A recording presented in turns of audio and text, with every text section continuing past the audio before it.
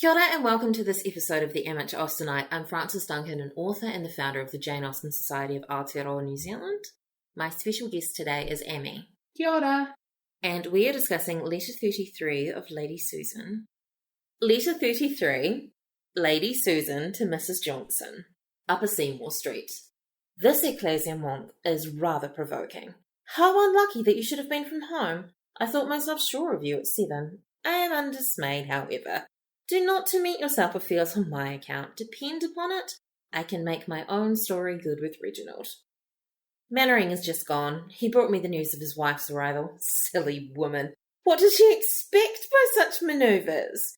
Yet I wish he had stayed quietly at Langford. Reginald will be a little enraged at first, but by tomorrow's dinner, everything will be well again. Adieu, S.V. It's a short letter, but it is the, silence before everything comes crumpling down. Because we were talking about in the last episode that we were doing for letter 31, yes, numbers, about how Lady Susan does not actually have the control of the people who she gets the attention of. She just she can only point them at herself. She cannot successfully point them at anyone else. This letter is the full and complete proof of that. And that she cannot, once someone is outside of her immediate sightlines, make or stop them doing anything ever at all. That's what we call a whoopsies. She is overly confident in this letter. You reckon she's going to be able to do it or no? The thing is that everything has been laying on that she can't, actually. Because she wasn't able to stop what's-his-face from Sir James from showing up at places. She hasn't been able to stop Mr. Mannering from showing up places. She hasn't been able to stop Mrs. Mannering from showing up places. She hasn't been able to stop Reginald from showing up places. She can't stop people doing stuff. She can only make them start talking about her. And when all of these people want to talk about the truth of her, that's not good. Not for her. Not for her. For everyone else, yeah, probably. I really want Reginald to finally figure out that every lie that she put into his little head while they were away at Churchill was lies and twisting his poor little puppy brain around. Mostly because I think Frederica needs the validation that she was right. So the only reason that I could pronounce the French word in this is because I have listened to an audiobook of it. And if I pronounced it badly, I apologise.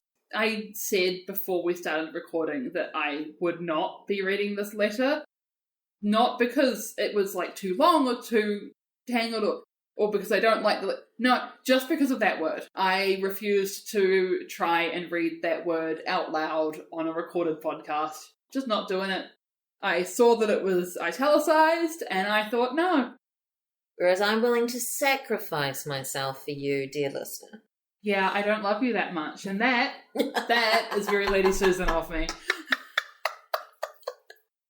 Oh my god. She so does not care. It's fine.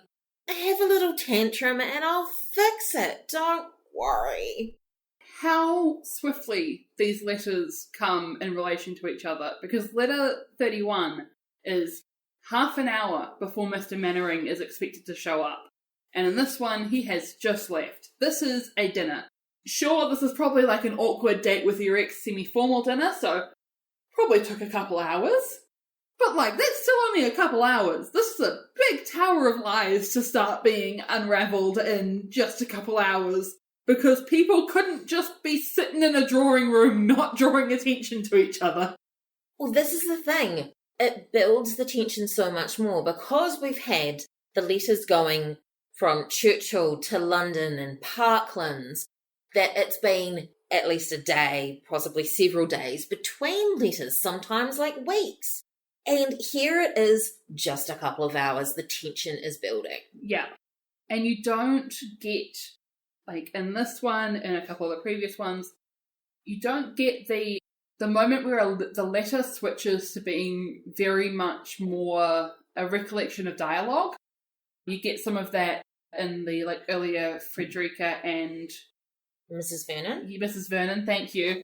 every once in a while, all of the names just become a letter, and a lot of the names are the same, so the letters do not help. But you get those moments where instead of having, I had a discussion with so-and-so regarding the nature of fish in Antarctica, and da-da-da, instead you get direct quotes of what we were talking about. And it's like, I don't think I would ever be able to fully quote the conversation that I had with someone in a letter that I wrote to someone else. I think I would be paraphrasing, much like all of my exams. But in these ones, they're so short, like it's not even a try. Like there's no pleasantries, it's just, oh no, this has happened. Okay, don't worry, I can fix this. It'll be fine. Why weren't you home at 7? Damn it. Okay, no, it's fine.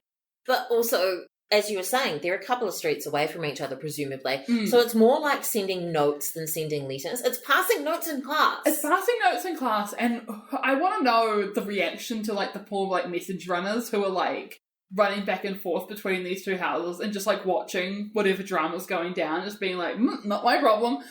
It's like, oh, this bitch again. It's like, you know what? Actually, I do charge double after the third time I've had to take a single paragraph note from your house to their house. Like, ma'am, you also have legs. No, they would never say that. No, they wouldn't.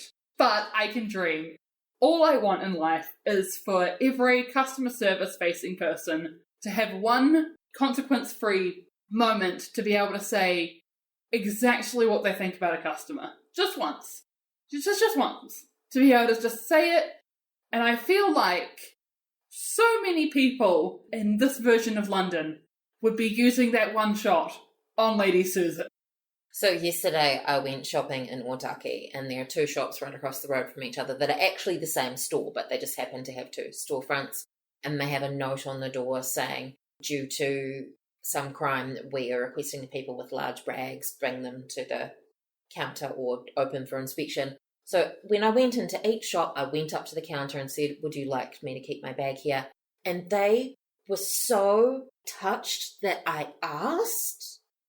I'm like, it's common courtesy. You put a note up. I'm gonna double check that you're okay with me having this bag.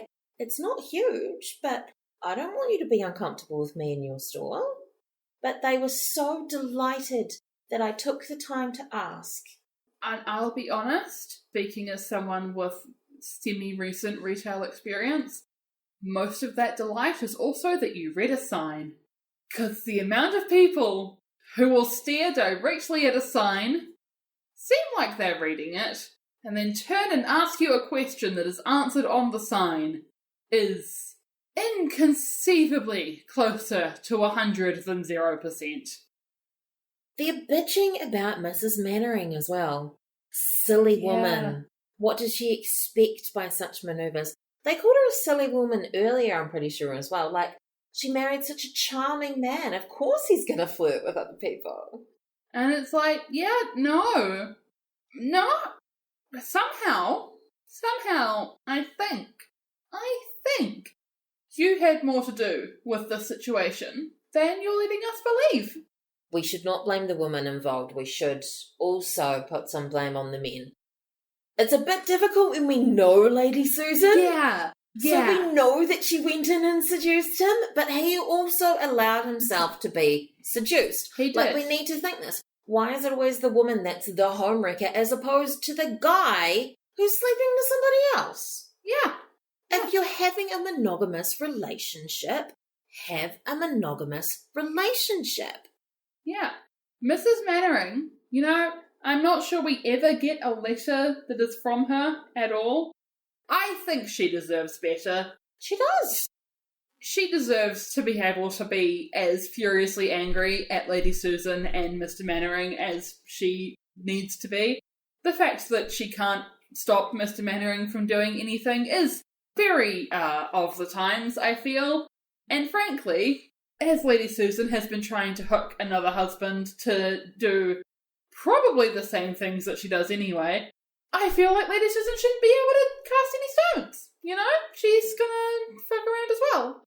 She says that Mrs. Mannering, she wished had stayed quietly at Langford. I cannot imagine Lady Susan ever staying quietly anywhere. No, and I think a lot of people in London and in Churchill and in anywhere else also wish that Lady Susan stayed quietly somewhere else. The thing about a short letter is that they are fun, but they are also short, so there is only so much you can say about them. This is our discussion of letter 33 of Lady Susan by Jane Austen. I'm Frances Duncan. This has been Amme. The links to our socials are in the notes. Thank you for listening, and we wish you happy reading. And we are discussing letter 33 of Lady Susan by Jane Austen. Yeah, not Jane Austen by Lady Susan. Which would be an interesting book, I'm not going to lie.